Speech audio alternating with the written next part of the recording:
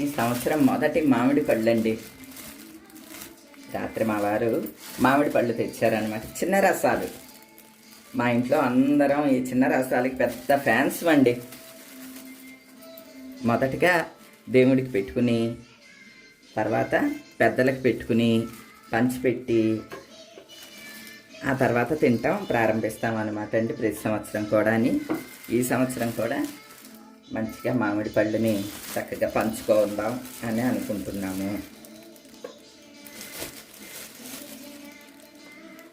మన తోటలో మామిడి చెట్లు ఉన్నాయి కానీ అండి, చిన్న రసాలు లేవు. అన్నీ కూడా బంగిన పిల్లి ఎక్కువ. ఒకటో రెండో రసాల చెట్లు ఉన్నాయి, అవి కూడా పెద్ద రసాలు అనుకుంటండి, చెరుకు రసాలు ఆ టైపే. చిన్న రసాలు లేవు. మన పెరట్లో చిన్న రసాలు వేసుకున్నాం కదా కృష్ణయ్య ఎదురుగుండా, అవి చిన్న రసాలు అనమాట. ఇంకా తయారు కాలేదనుకుంటండి అవి. ఇదిగోండి చక్కగా మామిడి పళ్ళు. అసలు వీటిని చూస్తేనే కడుపు నిండిపోద్దండి. ఈరోజు దేవుళ్ళందరికీ కూడా మామిడి పళ్ళే పెట్టుకుంటానండి. అలానే మా అత్త మామలకు కూడా అన్నీ మామిడి పళ్ళు సమర్పించుకుంటాం అనమాట. ఫస్ట్ కడిగి తెచ్చేస్తాను ఇవి. ఇదిగోండి చక్కగా మామిడి పళ్ళు కడుక్కొచ్చేసాను. ఇవి ఇక స్వామికి సమర్పిద్దాము.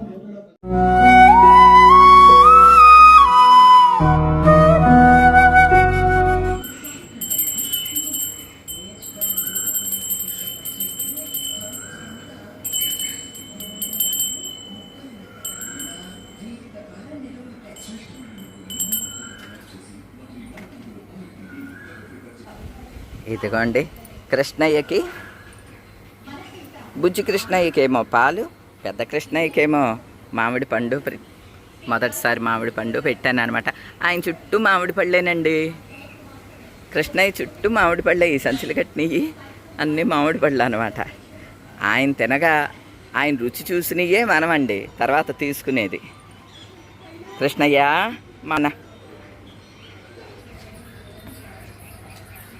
ఇదిగోండి బయట మనకి వినాయక స్వామి ఉంటాడు కదా, ఆయనకి కూడా మొదటి మామిడి పండు సమర్పించేసాము. ఇదిగోండి ఇలా దీపపు సమ్మెలో ఒక మామిడి రబ్బను పెడతాను అనమాట అండి. ఇటొకటి రెండు ఉంటాయి అన్నమాట. అలా పెడతాను రెండు.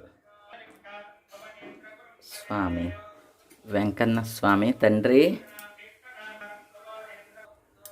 మామిడి పండు స్వీకరించయ్యా. తర్వాత మహాలక్ష్మి తల్లికి, తర్వాత వినాయక స్వామికి, తర్వాత శివయ్యకి. శివయ్య తండ్రి స్వీకరించిన ఆయన.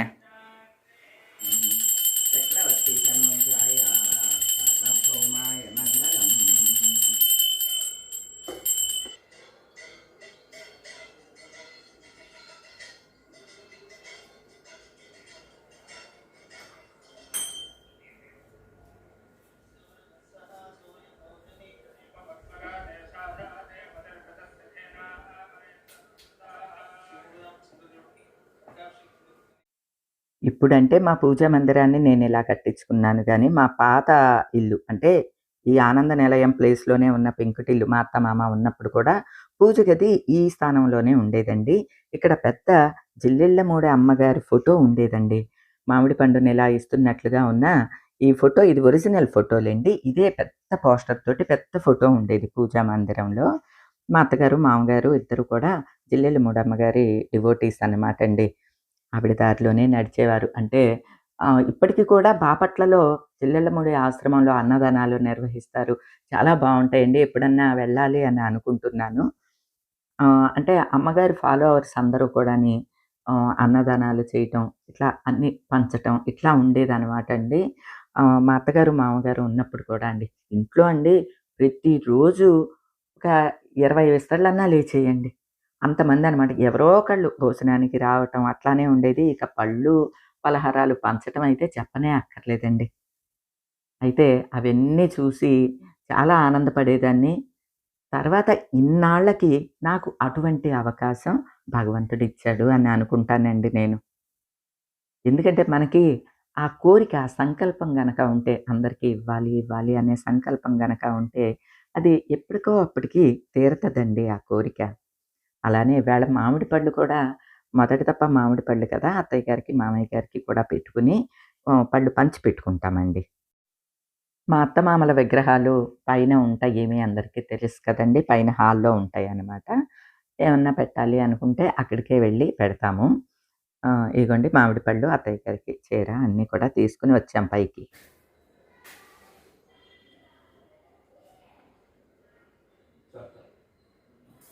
అగరబత్తులు వెలిగించాం. ఇదిగోండి అత్తయ్య గారు మీకు ఇష్టమైన మందార పువ్వు. మందార పువ్వు మామయ్య గారికి కూడా. ఇదిగో 2 మామిడి పళ్ళు అమ్మకి ఇద్దరికి పెట్టండి. 2 పళ్ళు మీరు తినండి. 2 పళ్ళు మీరు తినండి. వచ్చావా గ్రౌండ్ నుంచి నువ్వు వెనక్కి రావట్లేదు అని చెప్పి పెట్టేస్తున్నాను. మామిడి పళ్ళు తెచ్చారు రాత్రి మీ అన్నయ్య ఫస్ట్ ఇయర్. అమ్మ నాన్నకి పెట్టుకున్నాం. ఇదిగో చీర అత్తయ్య గారు చీర. ఫస్ట్ మామిడి పళ్ళు పెట్టావా? మామయ్య గారు కూడా కావాలి అంతే. ఫస్ట్ మామిడి పళ్ళు తినండి.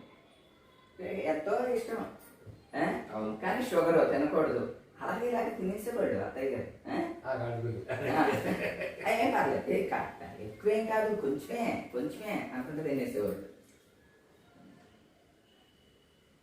మీ చలవే అండి ఇలా ఉంటున్నాము నేనంటే. మా అత్తగారు మామగారి చలవ వాళ్ళ ఆశీస్సులతోనే మనం ఇట్లా ఉంటున్నామంటే మన పెద్దల ఆశీస్సులేనండి. వాళ్ళని ఏదో ఒక రూపంలో తలుచుకోవడంలో మనకి ఆనందం ఉంటుంది. వారు ఎక్కడున్నా కూడా వారి ఆత్మ కూడా శాంతిస్తుంది. అలాగే వాళ్ళు సంతోషపడతారు. వాళ్ళు సంతోషపడే అంశాలంటే వాళ్ళ బాధ్యతలన్నీ ఇదిగోండి. ఇలాంటి బాధ్యతలన్నీ మనం స్వీకరించటం, ఆడపిల్లల్ని బాగా చూడటం, ఏదో సంవత్సరానికి ఒకసారి 2 సార్లు పిచ్చి పసుపు కుంకుమ ఇవి ఇచ్చుకోవటం. సమయం ఉన్నప్పుడు అంటే మనం ఏదైనా పండో ఫలమో స్వీటో ఏంటంటే గుర్తుకొస్తారు. అంతెందుకు రోజు అంబలు తాగుతామండి. అంబలు తాగేటప్పుడల్లా గుర్తుకొస్తారు. పిల్లలు అది వస్తేనే వాళ్ళు ఇక్కడ పడుకుంటారు కదా, మొత్తం ఈ చివరి నుంచి ఆ చివరి వరకు పరుపులు వేసేసుకుని పడుకుంటారు కదా. నేను అనుకుంటా అక్కడి నుంచి చూసి ఆనందపడతా ఉంటారు మా అత్తగారు మామగారు అని చెప్పి. ఏసీ పెట్టించాలండి హాల్కి. ఏసీ పని అవ్వట్లేదు. నాకు కోరిక అనమాట ఈ హాల్కి ఏసీ పెట్టించాలి అని చెప్పి. పుస్తకాలు ఎక్కడే చదువుతాను ఇక్కడే ఉంచుతావా బాబు? అంటే అక్కడ ఉన్నదనుకో ఇవన్నీ పుస్తకాలండి. ఏదో టైంలో చదువుకోవచ్చు. ఇదంతా లైబ్రరీ.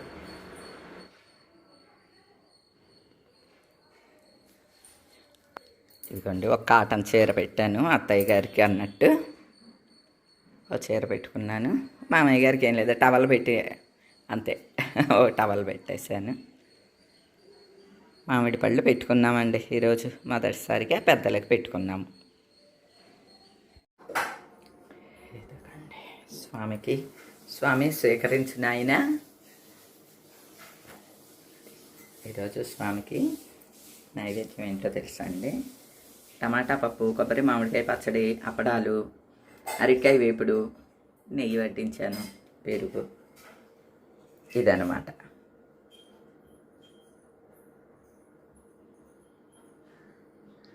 మామిడి పండు తిన్న స్వామి భోంచేసి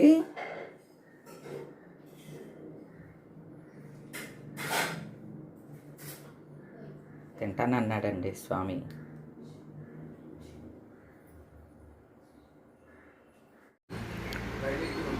ఎవరు వచ్చారు? రమేష్ గారు వచ్చారా? హలో అండి. ఏంటండి నెక్ మెడ పట్టిందా? రాము గారు హాయ్ అండి. Hi hi. ఇంకా అవును ప్రేమ కూడా నమ్ముతాడండి అది. స్వామి ప్రసాదం మీకు రాసి పెట్టున్నారండి. మీరు పెళ్ళికి తీసుకెళ్ళి విందు వినోదాలన్నీ ఇప్పించారు మాకు. స్వామి ప్రసాదం ఏ విధంగా మీకు అందింది అనమాట. ఆ రోజేమో ఆవిడకి అందింది. ఎవరికి? పూడి. పూడి భార్యకి ఒకరోజు అందింది.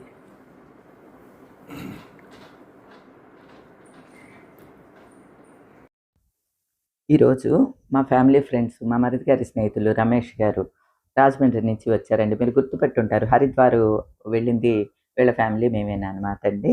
ఆయన భీమవరం వచ్చారు. ఏదో పనున్నాదంటండి. బైక్ కోసం అని వచ్చారు. రమేష్ గారు భోంచేసి వెళ్ళండి. స్వామికి పెట్టుకున్నాను. ఈరోజు అత్తమామలకి పెట్టుకున్నాను అని అంటే, ఆయన ఒక మాట అన్నారు. తప్పకుండా భోంచేస్తానండి. భోజనం టైంలో ఎవరన్నా భోంచేస్తారా అని అడిగినప్పుడు, వద్దండి అని అన్నామనుకోండి, ఇక ఆ రోజు మనకి ముద్ద దక్కదు. నాకది చాలా సెంటిమెంట్ అండి అని చెప్పి, ఆయన చాలా హ్యాపీగా స్వామి ప్రసాదాన్ని భోంచేసి వెళ్ళారనమాట అండి. మా అత్తమామల ప్రసాదం వారికి పెట్టిందేమో మేము తిన్నాము. ఏవండీ, నేను ఒకటి గమనిస్తాను. మా అత్తగారు, మామగారు వాళ్ళకి పెట్టుకున్నప్పుడు గానీ, భగవంతుడికి పెట్టుకున్నప్పుడు గానీ, మనసులో ఎవరన్నా వస్తే బావుండు భోజనానికి అని అనుకుంటే తప్పకుండా వస్తారండి. అంటే ఇదంతా కూడా ఇప్పుడు అంటున్నారు కదా! మేనిఫెస్టేషన్ అని అంటున్నారంట కదా! అది సంకల్పం. పూర్వం మన వర్డ్ సంకల్పం. ఆ సంకల్పం మంచిదయ్యుండి బలంగా ఉంటే తప్పకుండా భగవంతుడికి వినిపిస్తుందంటండి. అంటే భగవంతుడికేమి పని లేదా?